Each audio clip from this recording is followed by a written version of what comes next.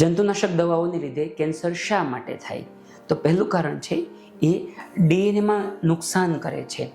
ડીએનએમાં mutation થવાથી આપણા શરીરમાં જે કોષોની વૃદ્ધિ હોય એ અનિયંત્રિત થઈ જાય અને કેન્સર થતું હોય છે. બીજું, અમુકની અંદર હોર્મોન્સના ઇમ્બેલેન્સ થાય, એના લઈને બ્રેસ્ટ એટલે કે સ્તન કેન્સર અને પ્રોસ્ટેટનું કેન્સર થતું હોય છે. એ સિવાય એને લઈને લાંબા સમયથી સોજો આવે, ઘણીવાર આપણી રોગ પ્રતિકારક શક્તિને નુકસાન થાય, એને લઈને પણ કેન્સર અને અન્ય રોગનું જોખમ વધી જતું હોય છે.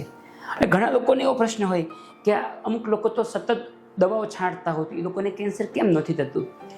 તો આ રોગ થવા માટે બે ફેક્ટર હોય. એક હોય જીનેટિક ફેક્ટર, એટલે કે જે તે વ્યક્તિનું શરીરનું બંધારણ.